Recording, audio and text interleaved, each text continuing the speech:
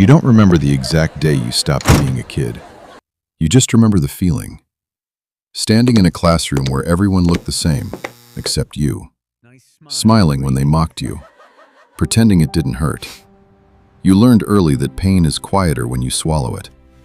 Your father vanished when you were 4. No dramatic goodbye, just absence. Your mother worked herself into the ground trying to keep the lights on. She told you to study hard, stay invisible, don't cause trouble. But invisibility doesn't protect you. It just makes you an easier target. At 15, they cornered you near the station. 3 of them, 1 of you. No reason needed. You were different. That was enough. While you were on the ground, tasting blood and concrete, you understood something most people never admit. The world doesn't respect kindness. It respects power. And then you saw him.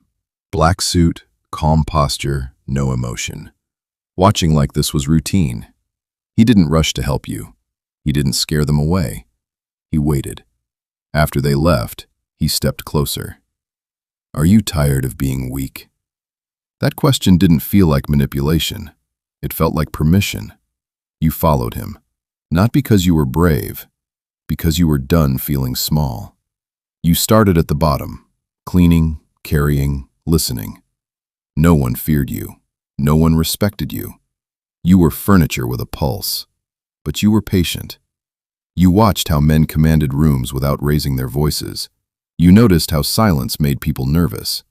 You learned that power isn't loud, it's controlled. Your first real job wasn't violent. It didn't need to be. You stood inside a restaurant while a trembling owner explained why he couldn't pay. You didn't threaten him. You just let the silence grow. He paid. That's when you realized something dangerous. You liked the feeling. You liked being the reason someone's voice shook. A knife went into your shoulder one night during a deal gone wrong. You didn't flinch. You didn't scream. You stepped in front of your superior without thinking. Pain became proof. 43 stitches later, you told the police you fell. You didn't lie for the organization. You lied because you wanted to belong. They rewarded you with ritual, with ceremony, with a cup shared between men who now called you family. But here's the part no one outside understands. Family built on fear isn't love. It's mutual dependency.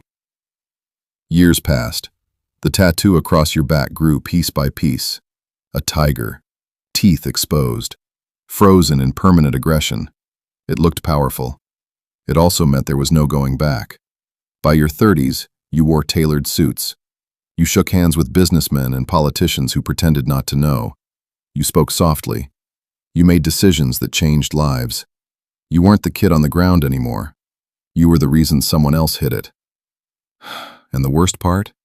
It felt justified, because you told yourself this was survival. When the old leader died, the new generation took over. Educated, strategic, clean image. They didn't need men like you anymore. Too visible, too old school, too marked. They voted you out. 20 years of loyalty erased in one meeting.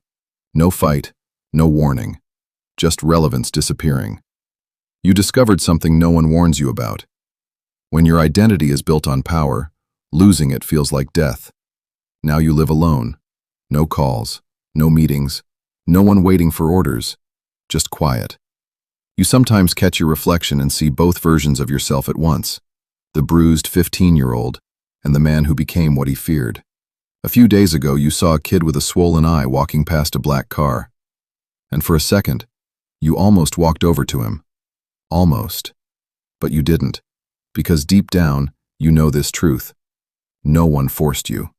You chose power. And power always collects its debt. If this POV made you uncomfortable, good. Comment. Power changes you. Subscribe because the next story won't be about someone who was recruited. It'll be about someone who built the machine and watched it consume his own blood. This is just the beginning.